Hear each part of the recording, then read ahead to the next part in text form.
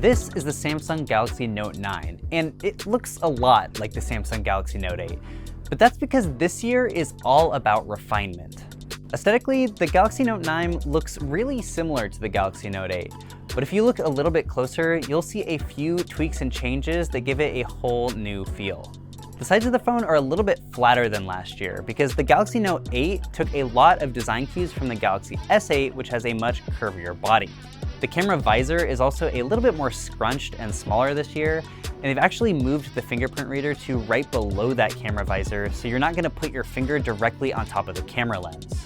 The screen is also slightly larger this year at 6.4 inches, mostly due to a slightly smaller bezel on the bottom of the device. That screen is a big, bright, and beautiful 1440p just like last year, and it'll probably look just as good as the Galaxy Note 8.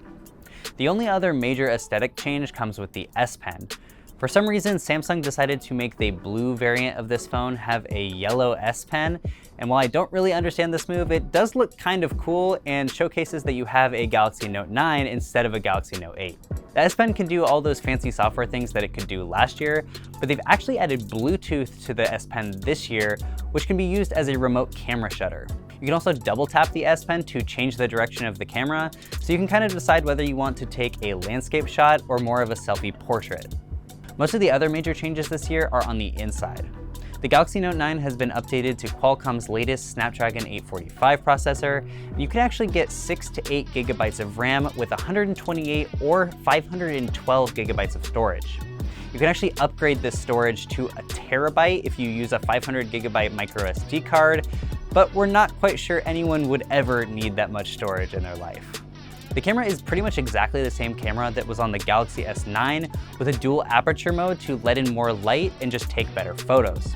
They've also added an AI scene recognition mode like you might see in a phone like Huawei or LG's recent G7, so it'll help you take pictures of things like food or landscapes and kind of just tweak the color and exposure to suit what you're taking a picture of. Probably the biggest spec bump that Samsung is trying to advertise this year though is the 4000 milliamp hour battery. Now this is a pretty big jump, especially since the Galaxy Note 8 had an even smaller battery than the Note 7 due to that whole exploding battery thing. We're hoping that this can get you a couple days of battery life like Samsung says, but we're definitely going to test this in our full review coming later down the line. The Galaxy Note 9 is running Android 8.1 Oreo, so it's not the brand new Android Pie that just got launched a couple of days ago.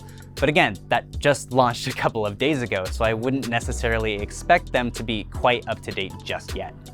Also, Fortnite is actually exclusive to a number of Samsung devices, and the Galaxy Note 9 is high up on that list. This is probably the most powerful Samsung device that you'll be able to play Fortnite on, and you'll be able to download it from the Galaxy App Store on your phone.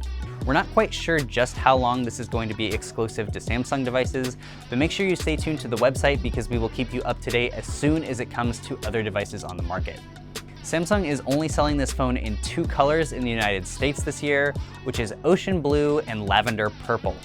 You can get the 128 gigabytes of storage and 6 gigabytes of RAM model for $999, or you can jump all the way up to the 512 gigabytes of storage and 8 gigabytes of RAM model for $1,249.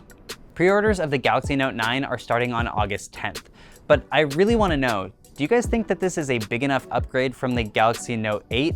Make sure you leave your comments in the comment section down below, and I'll jump down there and interact with you guys then. But until then, stay tuned because, of course, we are your source for all things Android.